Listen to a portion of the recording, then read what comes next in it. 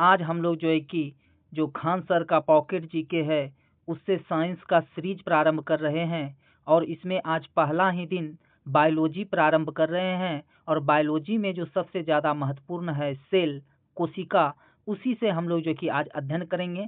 तो आइए देखते हैं कि इस पुस्तक में क्या क्या दिया गया है और क्या आपके परीक्षा के लिए महत्वपूर्ण है। तो इसको 1 से 2 बार आप चला के देखिएगा और आपको जो है कि याद हो जाएगा। आइए प्रारंभ करते हैं। देखिएगा, कोशिका विज्ञान हम लोग पढ़ने लग रहे हैं आपके साथ में ये पॉकेट जीके से। और इसमें जो है कि हम लोग इसको इसलिए उठाए हैं इस चैप्टर को क्योंकि ये बहुत ही महत्वपूर्ण रहता है कोशिका विज्ञान, ठीक है। तो इससे हम लोग जो है कि अध्ययन करते हैं और कहाँ कहाँ क्या क्या जरूरी है, क्या किन चीज़ों को याद रखना, यह हम आपको बताते चलेंगे, तो आप लोग बने रहिएगा। कोशिका जीवों की संरचनात्मक एवं क्रियात्मक इकाई होती है। यह कई बार प्रश्न बनता है कि जीवों की संरचनात्मक एवं कार्यात्मक इकाई कौन सी होती है। तो कोशिका जो संरचना है आपके शरीर का, जो ढांचा बना हुआ है और जो आपका शरीर कार्य करता है, जैसे हमारा शरीर जो भी कार्य करता है और हमारे शरीर का जो संरचना है, ये सभी इसका जो मूलभूत इकाई है वह क्या है, कोशिका है। आगे, कोशिका अर्धपारगम झिल्ली से घिरी रहती है तथा इसमें स्वतः जनन की क्षमता होती है, यह स्वजनन कर सकता है। कोशिका के अध्ययन को साइटोलॉजी कहा जाता है। यह आपके परीक्षा में पूछा जाता है कि कोशिका के जो अध्ययन होते हैं, इसका जो स्टडी होता है वह क्या कहलाता है।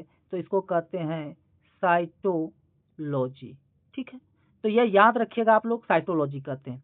आगे देखते हैं, आगे आपका जो महत्वपूर्ण चीज है कहता है कि कोशिका की सर्वप्रथम खोज 1665 में कॉर्क में रॉबर्ट हुक ने किया था। तो कोशिका का जो सर्वप्रथम खोज किया था वो भी किसमें, कॉर्क में। किसने किया था, रॉबर्ट हुक ने किया था। और सजीवों में कोशिका की खोज 1674 में एंटोनी वॉन ल्यूवेनहॉक ने की थी। एंटोनी वॉन ल्यूवेनहॉक ने की थी, ये याद रखिएगा, बहुत इंपॉर्टेंट है। सर्वप्रथम संयुक्त सूक्ष्मदर्शी का आविष्कार 1665 में रॉबर्ट हुक ने किया था और इलेक्ट्रॉन सूक्ष्मदर्शी का आविष्कार 1932 में नॉल एवं रस्का ने किया था। ये याद रखिएगा कि इलेक्ट्रॉन सूक्ष्मदर्शी का आविष्कार किसने किया था, नॉल एवं रस्का ने। रॉबर्ट ब्राउन ने 1831 में कोशिका में केंद्रक एवं केंद्रिका का पता लगाया। केंद्रक एवं केंद्रिका का पता किसने लगाया, रॉबर्ट ब्राउन ने। यह भी बहुत इंपॉर्टेंट है। कोशिका सिद्धांत बार बार पूछा जाता है, सेल थ्योरी। कोशिका सिद्धांत 1838-39 में किसने दिया, स्लाइडेन एवं स्वान ने। स्लाइडेन एवं स्वान ने, स्वान जो था यह जंतु वैज्ञानिक था, प्रस्तुत किया। सर्वप्रथम कोशिका विभाजन सिद्धांत रूडोल्फ विर्चो ने दिया कि कोशिका में विभाजन होता है, 1 से 2 कोशिका में इस तरह से विभाजन होता है। तो ये विर्चो ने दिया। रूडोल्फ विर्चो 1855 में एक मत कोशिका की उत्पत्ति, क्या हुआ कि रूडोल्फ विर्चो ने एक मत कोशिका की उत्पत्ति के लिए दिया। वो क्या दिया, ओमिनस सेल्यूला ई सेल्यूला। इसका मतलब ये हुआ कि नई कोशिकाएं पूर्व निर्मित कोशिकाओं से ही बनती है। जो नया सेल बनता है वो पहले से जो मौजूद कोशिका है, जो सेल है, उसी से बनता है। अच्छा, सजीवों की सबसे बड़ी कोशिका शुतुरमुर्ग का अंडा ऑस्ट्रिच एग होता है। जो सजीवों का सबसे बड़ा कोशिका कौन सा होता है, तो शुतुरमुर्ग का अंडा, जिसकी साइज 170 से 155 होती है, ठीक है। तो ये आप लोग याद रखिएगा। सजीवों की सबसे छोटी कोशिका माइकोप्लाज्मा जीवाणु व पीपीएलओ में होती है। सजीवों की सबसे छोटी कोशिका माइकोप्लाज्मा, ठीक है, जिसका आकार 0.1 माइक्रोमीटर होता है। मनुष्य के शरीर का सबसे लंबी कोशिका तंत्रिका, एकदम याद रखिएगा, बच्चे बच्चे को याद रहता है, मैट्रिक में भी आपने पढ़ा होगा। तो ये क्या होता है, तंत्रिका कोशिका होता है। अच्छा, यह लगभग 1 मीटर का होता है। मनुष्य के शरीर की सबसे बड़ी कोशिका अंडाणु होती है। अब पूछे कि मनुष्य के शरीर की सबसे बड़ी कोशिका कौन सा होता है, क्या बताइएगा, अंडाणु। मनुष्य के शरीर का सबसे छोटी कोशिका तो शुक्राणु, कौन सा, शुक्राणु होता है। अच्छा, अब देखेंगे एक कोशिकीय जीव। एक कोशिकीय जीव का मतलब हुआ कि इनके शरीर में केवल एक ही कोशिका पाए जाएंगे, इसीलिए इनका जीव जो शरीर होता है वो एक कोशिकीय होता है और इसे एक कोशिकीय जीव कहते हैं। बार बार परीक्षा में पूछता है कि एक कोशिकीय जीव के कौन कौन से उदाहरण हैं, तो आप लोग रटा रटाया बताते हैं क्या, अमीबा, पैरामीशियम, युगलिना, बैक्टीरिया या जीवाणु जिसको कहते हैं, तथा क्लेमिडोमोनास। ये सभी क्या है, एक कोशिकीय जीव है। कौन कौन सा, अमीबा, पैरामीशियम, युगलिना, बैक्टीरिया या जीवाणु तथा क्लेमिडोमोनास आदि। अब देखेंगे फ्लेमिंग ने 1880-82 क्रोमेटिन की खोज की। किसकी खोज की, क्रोमेटिन की। अच्छा, कोशिका का समसूत्री विभाजन का सिद्धांत दिया। और क्या किया, क्रोमेटिन का खोज किया तथा कोशिका का समसूत्री विभाजन का सिद्धांत दिया। तो जब हम आप लोगों को डिटेल कक्षा में पढ़ा रहे होंगे तो उस समय हम आपको बहुत अच्छे से बताएंगे कि समसूत्री विभाजन क्या होता है, अर्धसूत्री विभाजन क्या होता है, असूत्री विभाजन क्या होता है। ठीक है। अच्छा, यहाँ पे अभी हम लोग फिलहाल जो है कि पॉकेट जीके का अध्ययन कर रहे हैं, तो उसमें से हम लोग जो भी लिखा हुआ है उसी के बारे में जो है कि बात करेंगे। वाटसन एवं क्रिक ने 1953 में डीएनए का डबल हेलिक्स संरचना का मॉडल प्रस्तुत किया। यह भी बहुत महत्वपूर्ण है। डीएनए का डबल हेलिक्स संरचना का मॉडल किसने प्रस्तुत किया, वाटसन एवं क्रिक ने। वाटसन एवं क्रिक ने। अच्छा, स्ट्रासबर्गर ने पैतृक लक्षणों को एक पीढ़ी से दूसरी पीढ़ी तक, ठीक है, इसको फिर से आगे कर लेते हैं थोड़ा सा, क्या है, स्ट्रासबर्गर ने 1884 में पैतृक लक्षणों को एक पीढ़ी से दूसरी पीढ़ी तक ले जाने में केंद्रक की भूमिका के बारे में बताया है। किसने बताया, स्ट्रासबर्गर ने। आगे देखेंगे, वाल्डेयर ने 1888 में गुणसूत्र का नामकरण किया। एकदम याद रखिएगा, वाल्डेयर ने 1888 में गुणसूत्र का नामकरण किया। अच्छा, कैमिलो गोल्जी ने गोल्जी काय की खोज की थी। रिचर्ड अल्टमान ने 1890 में माइटोकॉन्ड्रिया की खोज की। माइटोकॉन्ड्रिया की खोज किसने की, रिचर्ड अल्टमान ने की, जिसे उसने बायोब्लास्ट का नाम दिया। इसको माइटोकॉन्ड्रिया नहीं कहा था उस समय इन्होंने इसको बायोब्लास्ट नाम दिया था। अच्छा, सी बेंडा ने 1898 में इसे माइटोकॉन्ड्रिया नाम दिया। तो यहाँ पे दो बातें निकल के आ रही है कि माइटोकॉन्ड्रिया का खोज रिचर्ड अल्टमान ने किया 1890 में, लेकिन इसका नाम बायोब्लास्ट दिया। बाद में इसका नाम माइटोकॉन्ड्रिया किसने दिया, तो सी बेंडा ने दिया। और कब दिया, 1898 में दिया। आगे देखिएगा, जो वायरस है, विषाणु, कोशिका सिद्धांत का अपवाद है। ये कोशिका सिद्धांत का क्या होता है, ये अपवाद है, इस पे कोशिका सिद्धांत लागू नहीं होता है। वायरस कोशिका सिद्धांत का अपवाद है। अच्छा, ये क्या होता है, इसको हम आपको डिटेल कक्षा में बताएंगे। लाइसोसोम की खोज 1958 में डी डवे ने किया था। किसने किया था, डी डवे ने किया था। आगे अब देखेंगे हम लोग जीव द्रव के बारे में, जीव द्रव प्रोटोप्लाज्म। ठीक है, जीव द्रव प्रोटोप्लाज्म के बारे में हम लोग देखेंगे। 1839 में जीव द्रव का नामकरण पुरकिंजे के द्वारा किया गया। यह क्वेश्चन कई बार बनता है कि जीव द्रव का नामकरण किसने किया था, तो आप बताइएगा कि जीव द्रव का नामकरण पुरकिंजे के द्वारा किया गया था। जीव द्रव के बारे में बताया गया है कि जीव द्रव एक तरल, गाढ़ा, रंगहीन, पारभासी, लसलसा, वजन युक्त पदार्थ है। जीव की सभी जैविक क्रियाएं इसी के द्वारा होती है, इसलिए इस जीव द्रव को जीवन का भौतिक आधार कहते हैं। आपसे पूछेगा कि जीवन का भौतिक आधार किसे कहते हैं, तो जीव द्रव को कहते हैं, प्रोटोप्लाज्म को कहते हैं। इंग्लिश नाम भी याद रखिएगा, क्योंकि इंग्लिश वाला हिंदी में लिख के दे देगा। जीव द्रव को दो भागों में बांटा गया है। कौन कौन सा भाग है, आइए जरा देखते हैं। एक तो है कोशिका द्रव, साइटोप्लाज्म। कोशिका द्रव कोशिका में केंद्रक एवं कोशिका झिल्ली के बीच मौजूद रहता है। ठीक है, एक है केंद्रक द्रव। केंद्रक द्रव कोशिका में केंद्रक के अंदर पाया जाता है। जीव द्रव का 99% भाग निम्न 4 तत्वों से मिलकर बना है। कौन कौन सा, ऑक्सीजन 76%, नहीं, कार्बन 10.5%, हाइड्रोजन 10%, नाइट्रोजन 2.5%। ये बात आप लोग याद रखिएगा कि जीव द्रव का 99% भाग जो है वो 4 तत्वों से मिलकर के बना हुआ है। ऑक्सीजन जिसमें 76%, कार्बन है 80%, कार्बन है 10.5%, हाइड्रोजन है 10%, नाइट्रोजन है 2.5%। अब देखेंगे आगे, कहता है कि जीव द्रव में अकार्बनिक एवं कार्बनिक यौगिकों का अनुपात 81:19 होता है। अकार्बनिक 81 और कार्बनिक 19। जीव द्रव में लगभग 80% जल पाया जाता है। किसका मात्रा, जल का मात्रा अधिक होता है 80%। रहीमन पानी राखिए, बिन पानी सब सुन, पानी गए न उबरे, मोती मानुष और चुन। समझ में आया? तो सभी चीजों में जल है। तो विभिन्न कोशिकाएं एवं उनकी आकृति कैसी होती है, इसके बारे में थोड़ा सा हम लोग चर्चा कर लेते हैं। तो देखिएगा, ये जो है लाल रक्त कोशिकाएं, इसका जो आकृति होता है ये उभयावतल होता है। तंत्रिका कोशिकाएं ये लंबी होती है, पतली और शाखान्वित होती है। आप देखे हुए ही हैं, शाखान्वित होती है। ऐसे ऐसे पूरा जो कि बना रहेगा नहीं, ठीक है। ये थोड़ा फिंगर से लिख रहे हैं ना, तो थोड़ा लिखने में बन नहीं रहा। आगे जीवाणु कोशिकाएं कैसे होती है? वक्रित छड़ के आकार की।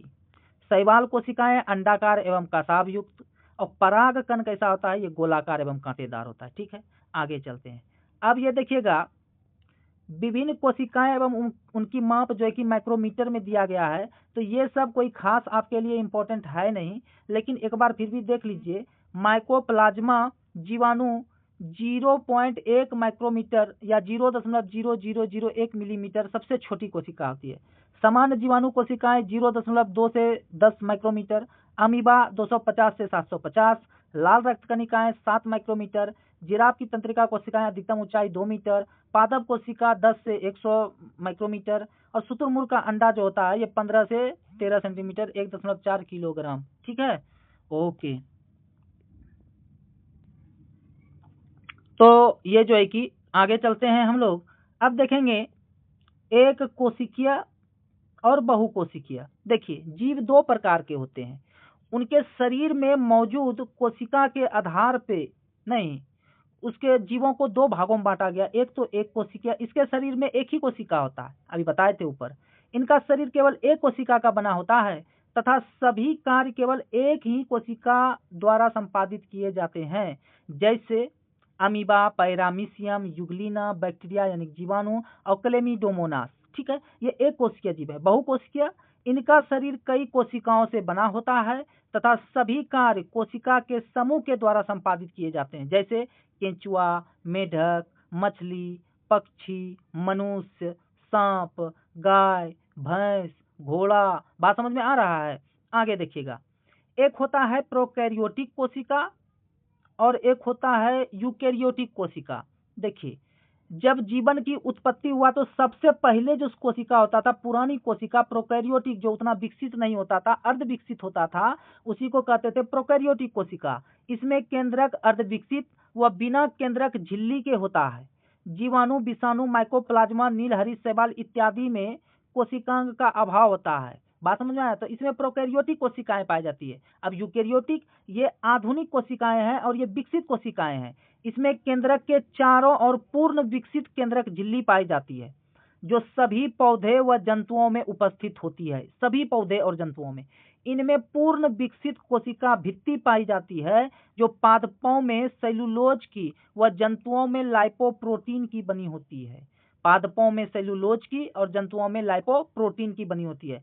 इसमें गुणसूत्र की संख्या 1 से अधिक होता है। बात समझ में आया? आगे कोशिका भित्ति, सेल वाल के बारे में बात करें थोड़ा। कोशिका भित्ति बहुत ही इंपॉर्टेंट होता है। सेल वाल, कोशिका भित्ति सेलुलोज की बनी होती है, कई बार पूछा जाता है। कोशिका भित्ति सेलुलोज की बनी कोशिका झिल्ली के चारों ओर कठोर आवरण होता है। यह केवल पादप कोशिका में पाया जाता है। हमेशा याद रखिएगा कि कोशिका भित्ति और लवक केवल पादप में ही पाया जाता है। प्लास्टिड, हरित लवक जो है ना, क्लोरोफिल। बात समझ में आया? तो केवल पादप कोशिकाओं में पाई जाती है। कोशिका झिल्ली या प्लाज्मा झिल्ली, सेल मेम्ब्रेन, जंतु तथा पादप दोनों में पाई जाती है। कोशिका झिल्ली दोनों में पाई जाती है, जंतु में भी और पादपों में भी। तथा यह प्रोटीन व लिपिड की बनी होती है। यह अर्धपारगम्य होती है तथा यह कुछ पदार्थों को गमन करने देती है, इसलिए इसे चयनात्मक पारगम्य झिल्ली भी कहते हैं। कोशिका के अंदर संपूर्ण जीवित पदार्थों को जीव द्रव्य कहते हैं।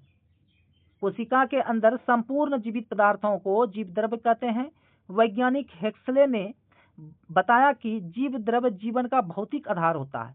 हेक्सले ने क्या बताया? कि जीव द्रव्य जीवन का भौतिक आधार होता है। जोहानसन पुरकिंजे ने 1839 इस जीवित पदार्थ को प्रोटोप्लाज्म या जीव द्रव्य नाम दिया था। कोशिका जीव द्रव्य तथा केंद्रक दोनों मिलकर जीव द्रव्य का निर्माण करते हैं। कोशिका द्रव्य तथा केंद्रक दोनों मिलकर किसका निर्माण करते हैं? जीव द्रव्य का। कोशिका द्रव्य और केंद्रक दोनों मिलकर जीव द्रव्य का निर्माण करते हैं। अब आगे आइए देखते हैं आगे क्या है। अब है कोशिका के मुख्य भाग। कोशिका का भाग होता है ना, पार्ट, यहाँ से कोशिका के बारे में प्रश्न बनता है। तो पहला दिया हुआ इन्होंने कोशिका भित्ति, सेल वॉल। जीवाणु एवं वनस्पति कोशिकाओं में कोशिका झिल्ली के बाहर निर्जीव पारगम तथा दृढ़ आवरण को कोशिका भित्ति कहते हैं। यह केवल पादप कोशिका में पाया जाता है। पादप कोशिका भित्ति मुख्य रूप से सेल्यूलोज से बनी होती है। यह कोशिका को निश्चित आकृति एवं आकार प्रदान करती है। जीवाणु कोशिका भित्ति में पेल्टिडोग्लाइकान या म्यूकोपेप्टाइड या म्यूरिन होता है। ठीक है, एक बार फिर से देखिए जरा इसको। कहता है कि कोशिका भित्ति जीवाणु एवं वनस्पति कोशिकाओं में कोशिका झिल्ली के बाहर निर्जीव पारगम तथा दृढ़ आवरण को कोशिका भित्ति कहते हैं। यह केवल पादप कोशिका में पाया जाता है। पादप कोशिका भित्ति मुख्य रूप से सेल्यूलोज से बनी होती है। यह कोशिका को निश्चित आकृति एवं आकार प्रदान करती है। जीवाणु कोशिका की भित्ति में पेप्टिडोग्लाइकान या म्यूकोपेप्टाइड या म्यूरिन होता है। अगला है कोशिका झिल्ली। तो हम लोग अब देखेंगे कोशिका झिल्ली के बारे में। तो कोशिका झिल्ली, यह जीव द्रव झिल्ली एक जैविक झिल्ली है जो बाह्य वातावरण से सभी कोशिकाओं के आंतरिक भाग की रक्षा करती है। कोशिका झिल्ली में एक लिपिड द्विस्तर होता है। प्रमुख कार्य भिन्न भिन्न प्रकार के अणुओं को अंदर आने एवं बाहर निकलने में नियंत्रण करती है। कोशिका झिल्ली में प्रोटीन तथा कार्बोहाइड्रेट पाया जाता है। यह अर्धपारगम झिल्ली होती है। अब कोशिका से संबंधित कुछ नोट्स हैं। कोशिका झिल्ली का उन्नत प्रकृति 1972 में सिंगर व निकोलसन ने प्रतिपादित किया, जिसे तरल किमीर प्रतिकृति के रूप में व्यापक रूप से स्वीकार कर लिया गया। इसके अनुसार लिपिड के अर्धतरलीय प्रकृति के कारण फास्फोलिपिड द्विस्तर के भीतर प्रोटीन पार्श्विक गति करता है। तो यहाँ तक हो गया अपना। अब हम लोग आगे बढ़ते हैं। अगला है तारककाय। ये देखिए तारककाय, यहाँ से क्वेश्चन पूछा जाता है। तारककाय, इसकी खोज बेंडेन व नामकरण टी बोबेरी ने किया। तारककाय केवल जंतु कोशिकाओं में पाया जाता है, पादप कोशिकाओं में नहीं, केवल शैवाल व कवक को छोड़कर पाया जाता है। तारककाय कोशिका विभाजन में सहायक या कोशिका विभाजन के समय तरकु तंतु का निर्माण करते हैं। तरकु तंतु, अंतःप्रद्रव्य जालिका खोज पोर्टर ने किया था। इसे कोशिका का कंकाल तंत्र भी कहते हैं। अंतःप्रद्रव्य जालिका को कोशिका का कंकाल तंत्र कहा जाता है, यह बात याद रखिएगा। यह केवल यूकेरियोटिक कोशिकाओं में पाई जाती है। जिन अंतःद्रव्यों जालिका की बाहरी सतह पर राइबोसोम पाए जाते हैं उन्हें खुरदरी या रुक्ष अंतःप्रद्रव्य जालिका कहते हैं। देखिए अंतःप्रद्रव्य जालिका जो है कि दो तरह का होता है। एक होता है खुरदरी या रुक्ष अंतःप्रद्रव्य जालिका, उस पर राइबोसोम पाया जाएगा। और जिन अंतःप्रद्रव्य जालिका की बाहरी सतह पर राइबोसोम का अभाव होता है उन्हें चिकनी अंतःप्रद्रव्य जालिका कहते हैं। चिकनी अंतःप्रद्रव्य जालिका पे राइबोसोम नहीं पाया जाता है। ठीक है, अगला गोल्जी काय। इसे कोशिका का यातायात प्रबंधक ट्रैफिक पुलिस भी कहा जाता है। नहीं, इसे क्या कहा जाता है? कोशिका का यातायात प्रबंधक ट्रैफिक पुलिस भी कहा जाता है। इसका मुख्य कार्य लाइसोसोम का निर्माण, लिपिड का निर्माण, वसा व लिपिड का संचय, कोशिकीय पदार्थों का स्रवण व शुक्राणुओं में एक्रोसोम का निर्माण करना है। इसकी खोज कैमिलो गोल्जी ने की थी तथा इसे सभी कोशिकांगों की मां सभी कोशिकांगों की मां भी कहा जाता है। यह आरबीसी, जीवाणु, नीलहरी शैवाल व माइकोप्लाज्मा में नहीं पाया जाता है। पादप कोशिकाओं में गोल्जी काय को डिक्टियोसोम भी कहा जाता है। यह लाइसोसोम व पेरोक्सीसोम के निर्माण में सहायक होता है। गोल्जी काय ग्लाइकोलिपिड व ग्लाइकोप्रोटीन निर्माण का प्रमुख स्थल होता है, ये याद रखिएगा। गोल्जी काय ग्लाइकोलिपिड व ग्लाइकोप्रोटीन निर्माण का प्रमुख स्थल होता है। अगला है लाइसोसोम। इसकी खोज डी दवे ने की थी। इसका मुख्य कार्य बाह्य कोशिका पदार्थों का पाचन, अंतः कोशिका पाचन, स्वनिष्टीकरण ऑटोलाइसिस व कोशिका विभाजन है। इसे कोशिका की आत्मघाती थैली, सुसाइड बैग व कोशिका का पाचन केंद्र भी कहा जाता है, लाइसोसोम को। आगे याद रखिएगा। अगला है माइटोकॉन्ड्रिया। माइटोकॉन्ड्रिया, इसकी खोज अल्टमैन ने व नामकरण सी बेंडा ने किया था, जैसा पहले बता चुके हैं। नहीं,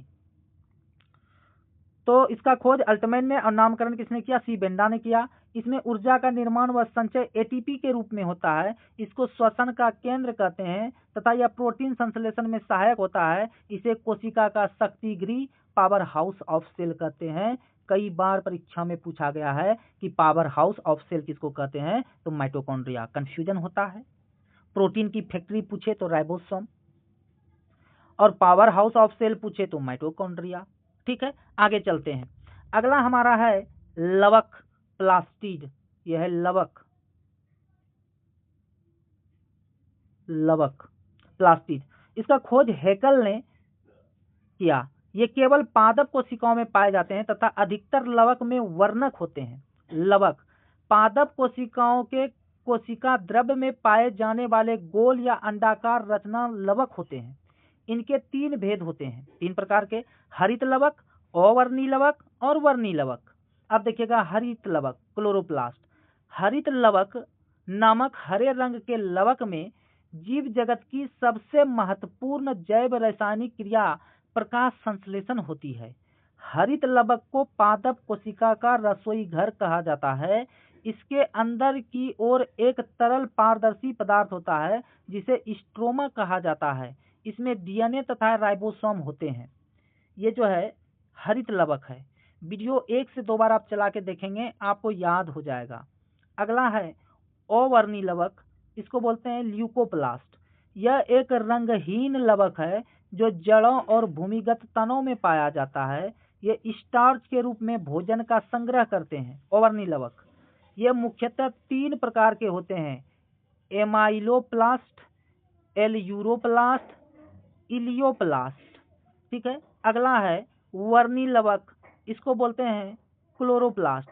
ये पौधों के रंगीन भागों, पुष्पों की पंखुड़ियों तथा फलों की भित्तियों में पाए जाते हैं।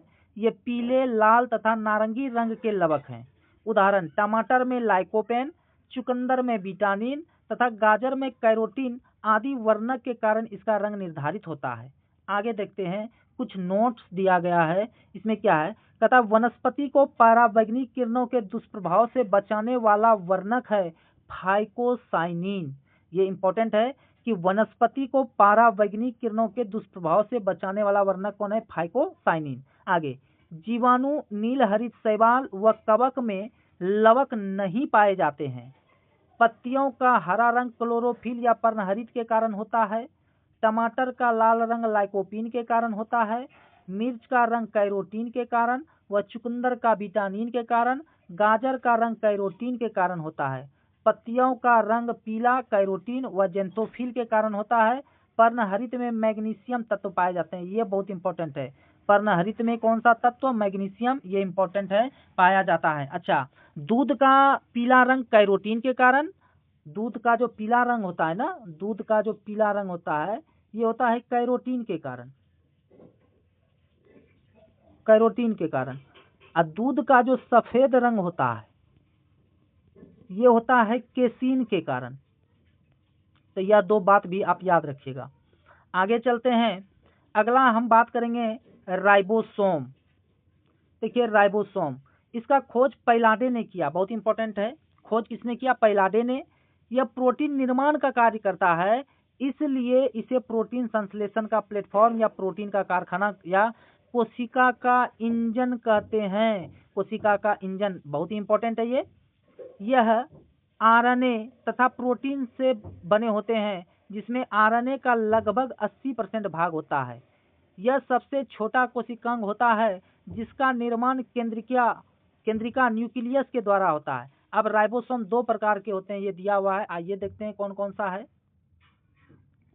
तो राइबोसोम 2 प्रकार के होते हैं, एक है 70s और एक है 80s। और 70s को 5 और 30s में SS और 60 और 40 में इसको डिवाइड किया गया 2 भागों में। अब देखते हैं आगे। आगे है रिक्तिका या रसधानी। रिक्तिका का बाहरी आवरण टोनोप्लास्ट कहलाता है।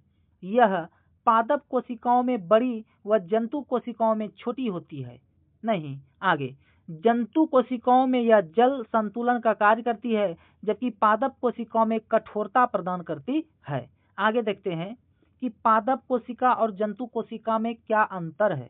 तो पादप कोशिका एक तरफ है जंतु कोशिका। पादप कोशिका, इसमें कोशिका भित्ति पाई जाती है पादप कोशिका में, और जंतु कोशिका, इसमें कोशिका भित्ति नहीं पाई जाती है। अच्छा, पादप कोशिका, इसमें रिक्तिकाएं बड़ी होती है, जंतु कोशिकाएं, इसमें रिक्तिकाएं छोटी होती है। पादप कोशिकाओं में लवक पाया जाता है, जंतु कोशिकाओं में लवक नहीं पाया जाता है।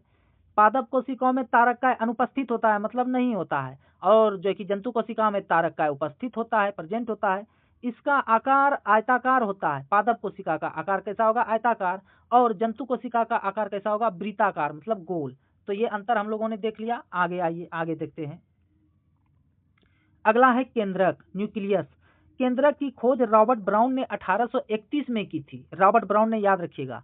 केंद्रक के चारों ओर दोहरी परत की झिल्ली होती है, जिसमें केंद्रक झिल्ली या केंद्रक कला कहते हैं, जिसे केंद्रक झिल्ली या केंद्रक कला कहते हैं। आगे, केंद्रक के अंदर गाढ़ा तरल पदार्थ होता है, जिसे केंद्रक द्रव्य न्यूक्लियोप्लाज्म कहते हैं।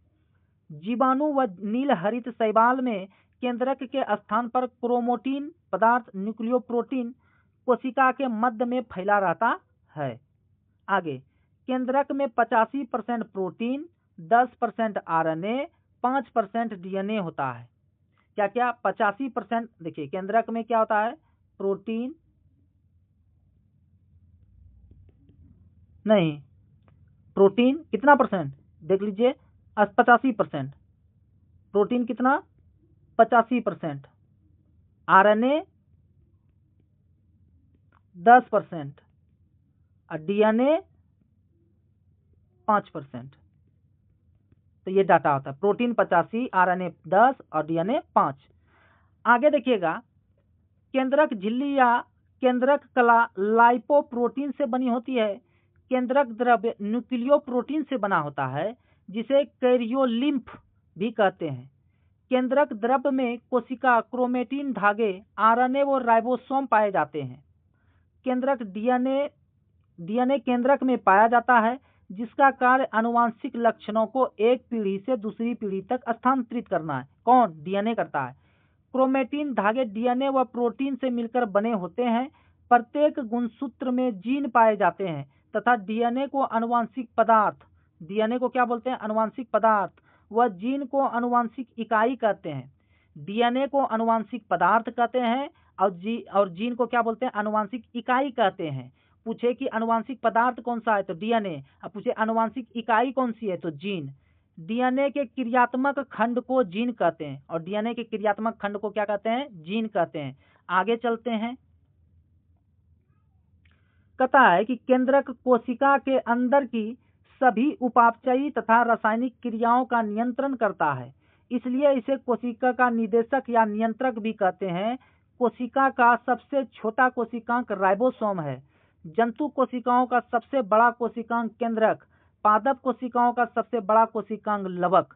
याद रहेगा, कोशिका का सबसे छोटा कोशिकांग कौन सा? राइबोसोम है।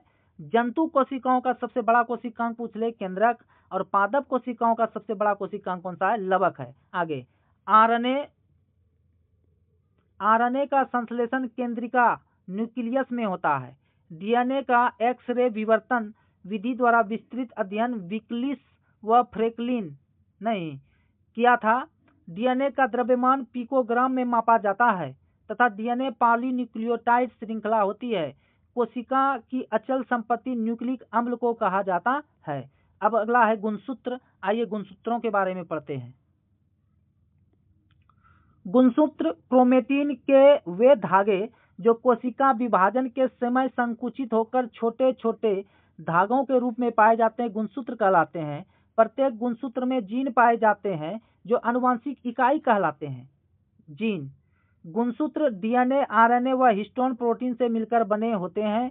गुणसूत्र की खोज स्ट्रासबर्गर ने की थी, जबकि नामकरण वाल्डेयर ने किया था। मनुष्य में गुणसूत्रों की संख्या 46 यानी 23 जोड़ी होती है। संख्या 46 और जोड़ी 23। नर व मादा में 22 कायिक गुणसूत्र, समान एक जोड़ी लैंगिक गुणसूत्र। मादा में XX और नर में XY होते हैं। आरएनए राइबोन्यूक्लिक अम्ल। राइबोन्यूक्लिक अम्ल, इसमें राइबोज शर्करा पाई जाती है। इसमें नाइट्रोजनी क्षारक थाइमिन की जगह यूरेसिल पाया जाता है। डीएनए से आरएनए बनने की विधि ट्रांसक्रिप्शन कहलाता है। डीएनए से आरएनए बनने की विधि ट्रांसक्रिप्शन कहलाता है। आरएनए से प्रोटीन बनने की विधि को ट्रांसलेशन कहते हैं। दोनों क्वेश्चन इंपॉर्टेंट है। डीएनए से आरएनए बनने की विधि ट्रांसक्रिप्शन और आरएनए से प्रोटीन बनने की विधि ट्रांसलेशन कहलाता है। डीएनए से ट्रांसक्रिप्शन हुआ आरएनए बना, आरएनए से ट्रांसलेशन हुआ प्रोटीन बना। आगे है सेंट्रल डोग्मा थ्योरी। अगला देखते हैं, यह है कौन सा, सेंट्रल डोग्मा थ्योरी से आरएनए की अधिकांश मात्रा कोशिका द्रव में और थोड़ी मात्रा केंद्रक में पाई जाती है। आरएनए का मुख्य कार्य अमीनो अम्लों से प्रोटीन संश्लेषण की क्रिया में भाग लेना। आगे देखते हैं डीएनए और आरएनए, एक तरफ डीएनए एक तरफ आरएनए। यह मुख्यतः केंद्रक में मिलता है तथा कुछ मात्रा माइटोकॉन्ड्रिया तथा हरित लवक में मिलता है। किसमें किसमें डीएनए पाया गया, केंद्रक में, माइटोकॉन्ड्रिया में और हरित लवक में। अब देखते हैं आरएनए कहाँ कहाँ पाया जाता है। आरएनए यह मुख्यतः कोशिका द्रव्य में तथा कुछ मात्रा केंद्रक द्रव्य में पाया जाता है। कोशिका द्रव्य नहीं और केंद्रिका और केंद्रक द्रव्य में पाया जाता है। आगे डीएनए में डीऑक्सीराइबोज शर्करा पाई जाती है और आरएनए में राइबोज शर्करा पाई जाती है। आगे चलते हैं, डीएनए में adenine A, thymine A, guanine G, cytosine A नामक 4 नाइट्रोजनी क्षार पाए जाते हैं। अर्थात एडेनिन और थाइमिन के बीच में 2 बॉन्ड और गुआनिन और साइटोसिन के बीच में 3 बॉन्ड होता है, ये याद रखिएगा। और आरएनए में एडेनिन, गुआनिन, साइटोसिन, यूरेसिल पाया जाता है। इसमें 4 नाइट्रोजनी क्षार पाए जाते हैं और जो है ना ये एडेनिन इससे यूरेसिल से 2 बॉन्ड और गुआनिन साइटोसिन से 3 बॉन्ड बनाता है। आगे डीएनए मुख्यतः आनुवांशिक पदार्थ है, अतः सभी सजीव कोशिकाओं की सूचनाओं को डीएनए अणुओं में समाहित करता है और आरएनए का मुख्य कार्य प्रोटीन संश्लेषण से संबंधित है। केवल कुछ पादप एवं जंतुओं, वायरसों में ही ये आनुवांशिक पदार्थों के रूप में पाए जाते हैं। तो ये महत्वपूर्ण था। आगे चलिए, आगे डीएनए में इसमें क्षारकों की मात्रा आवश्यक रूप से समान होती है और इसमें क्षारकों की मात्रा असमान होती है। डीएनए अणु द्विरज्जुकी डबल स्टैंडर्ड एवं कुंडलित होते हैं, जिसमें दोनों रज्जुक विपरीत दिशा में सर्पिलाकार कुंडलन प्रदर्शित करते हैं। आरएनए अणु एक रज्जुकी सिंगल स्टोरडिल होते हैं, यद्यपि कभी कभी ये स्वयं कुंडलित होकर हाइड्रोजन बंधों द्वारा जुड़ जाते हैं। आगे कोशिका का विभाजन। कोशिका विभाजन किसी एक कोशिका से 2 कोशिकाओं का बनना ही कोशिका विभाजन है। अर्थात मातृ कोशिका मदर सेल से पुत्री कोशिका डॉटर सेल का निर्माण की प्रक्रिया को कोशिका विभाजन कहते हैं। नहीं, आगे देखिएगा,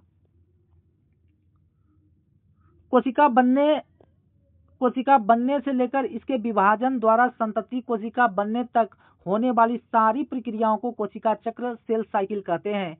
कोशिका विभाजन की प्रक्रिया में सर्वप्रथम फ्लेमिंग ने 1882 ईस्वी में देखा तथा 1920 में बेलर द्वारा इसका विस्तृत अध्ययन किया गया। हार्वर्ड व फेल्प ने कोशिका चक्र को 4 चरणों में विभाजित किया है। इंट्राफेज अवस्था, यह है इंट्राफेज अवस्था। जीवन अवस्था आरएनए एवं प्रोटीन का संश्लेषण। G2 अवस्था कोशिका विभाजन की तैयारी। S अवस्था डीएनए संश्लेषण। M अवस्था कोशिका का विभाजन। M अवस्था के प्रकार, एक होता है प्रोफेज, फेटोफेज, टीलोफेज, साइटोकाइनेसिस। ठीक है, आप देखते हैं इंट्राफेज। इंट्राफेज अवस्था में कोशिका उपापचयी क्रियाओं द्वारा विभाजन की तैयारी करती है। वहीं मीटोसिस फेज, M फेज में केंद्रक द्वारा कोशिका द्रव्य का विभाजन होता है, जिसमें केंद्रक का विभाजन कैरियोकाइनेसिस तथा कोशिका द्रव्य का विभाजन साइटोकाइनेसिस कहलाता है। कोशिका विभाजन से पहले डीएनए केंद्रक तथा कोशिका द्रव्य का विभाजन होता है। कोशिका विभाजन मुख्यतः 3 प्रकार का होता है, असूत्री विभाजन एमिटोसिस, समसूत्री विभाजन मीटोसिस और अर्धसूत्री विभाजन मियोसिस। तो असूत्री विभाजन देखते हैं। असूत्री विभाजन एमिटोसिस, यह विभाजन कम विकसित कोशिकीय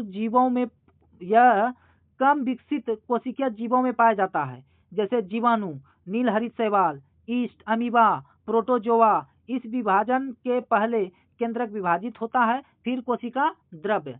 तो असूत्री विभाजन जो होता है ये कम विकसित कोशिकीय जीवों में पाया जाता है, जैसे जीवाणु, नीलहरित शैवाल, ईस्ट, अमीबा, प्रोटोजोआ, इस सब में कैसा विभाजन? असूत्री विभाजन। अगला देखते हैं हम लोग, अगला है समसूत्री विभाजन। समसूत्री विभाजन, यह विभाजन कायिक कोशिकाओं में सोमेटिक सेल में होता है।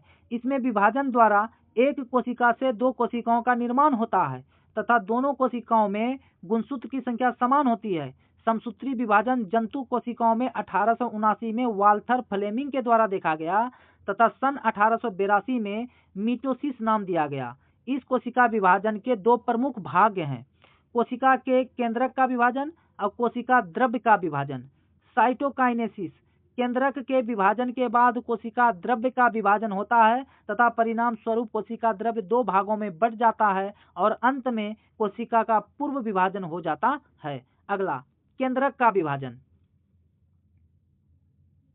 केंद्रक का विभाजन ये होता है prophase, metaphase, anaphase, telophase. Prophase, केंद्रक कला एवं केंद्रिका का लुप्त होना, स्पेंडिल फाइबर का निर्माण एवं क्रोमेटिन का दिखना इस अवसर में दृष्टिगोचर होते हैं। इस अवस्था में गुणसूत्र बिंदु पर जुड़ते हैं। मेटाफेज, केंद्रक व केंद्रिका झिल्ली लुप्त, क्रोमेटिन का मेटाफेज प्लेट पर सेंट्रोमियर से जुड़ना। अगला है एनाफेज, इसमें गुणसूत्र का सेंट्रोमियर दो भागों में बंट जाता है। जब प्रत्येक अर्ध गुणसूत्र को एक सेंट्रोमियर मिल जाता है तो यह एक पूरा गुणसूत्र बन जाता है। टेलोफेज, इस अवस्था में एक कोशिका अपने अधिकतम आकार में बढ़ती है, क्रोमेटिन को दुगुना कर लेती है और अपने आप को विभाजन के लिए तैयार कर लेती है। इस अवस्था में ही सेल प्लेट का निर्माण होता है तथा कोशिका द्रव्य का विभाजन शुरू हो जाता है। आगे इसका महत्व क्या है? इस विभाजन में मिटोसिस का महत्व घावों के भरने, अंगों का पुनरुद्भवन, रिजेनरेशन करने में, यह सभी जीवों में वृद्धि का आधार है। इस विभाजन द्वारा मातृ कोशिकाओं से दो संतति कोशिकाओं का निर्माण होता है जिसमें गुणसूत्रों की संख्या मातृ कोशिकाओं के ही समान होती है। इस प्रकार के विभाजन में आनुवांशिक स्थायित्व बना रहता है। जायगोट में इसी प्रकार का विभाजन होता है। जायगोट में आगे देखते हैं, अगला है अपना अर्धसूत्री विभाजन। अर्धसूत्री विभाजन, इसकी खोज सर्वप्रथम बीजमैन द्वारा की गई, लेकिन फॉर्मर तथा मूरे द्वारा 1902 में इसका नामकरण किया गया। यह विभाजन जनन कोशिकाओं सेक्स सेल में होती है। इसमें गुणसूत्रों की संख्या आधी रह जाती है, इसलिए इसे न्यूनकारी कोशिका विभाजन, रिडक्शन सेल डिवीजन भी कहते हैं तथा इस विभाजन में मातृ कोशिकाओं से 4 संतति कोशिकाओं का निर्माण होता है। अर्धसूत्री विभाजन 2 चरणों में पूरा होता है। कौन कौन सा? एक तो है मिटोसिस फर्स्ट, एक है मियोसिस सेकेंड। तो prophase first, metaphase first, anaphase first, telophase first. इसमें हुआ prophase second, metaphase second, anaphase second, telophase second. समसूत्री विभाजन एवं अर्धसूत्री विभाजन में अंतर देखते हैं, क्या अंतर है भाई? कहता है समसूत्री विभाजन, अर्धसूत्री विभाजन। कहता है इस विभाजन के द्वारा एक कोशिका से दो नए कोशिका निर्माण होता है और अर्धसूत्री विभाजन, इस विभाजन के द्वारा एक कोशिका से 4 नए कोशिका का निर्माण होता है। इसमें 2 और इसमें 4, इसमें कितना? 2। अच्छा, समसूत्री विभाजन, इस विभाजन में कम समय लगता है और अर्धसूत्री विभाजन, इस विभाजन में अधिक समय लगता है। समसूत्री विभाजन, इसकी प्रोफेज अवस्था छोटी होती है और इसकी प्रोफेज अवस्था बड़ी होती है। यह विभाजन कायिक कोशिकाओं में सोमेटिक सेल में होता है। यह विभाजन जनन कोशिकाओं में होता है। अच्छा, इसमें गुणसूत्रों के आनुवांशिक पदार्थ में आदान प्रदान नहीं होता है और इसमें गुणसूत्रों के बीच आनुवांशिक पदार्थों का आदान प्रदान होता है। तो ये हमारा जो है कि पहला पार्ट था पॉकेट जीके से, जो है कि कोशिका हमने पूरा देखा। आप 1 से 2 बार चला के देखिए, 2 से 3 बार देखिए, आपको पूरा का पूरा चीजें याद रहेगा और आप जो कि एग्जाम में सवाल को लगा पाएंगे। अच्छा लगे तो लाइक कर दीजिएगा, दोस्तों के साथ में शेयर कर दीजिएगा। मिलेंगे, अगला जो हमारा होने वाला है वो होने वाला है पोषण। तो हम लोग पोषण में मिलेंगे 4था नंबर में। तब तक के लिए जय हिंद, जय भारत।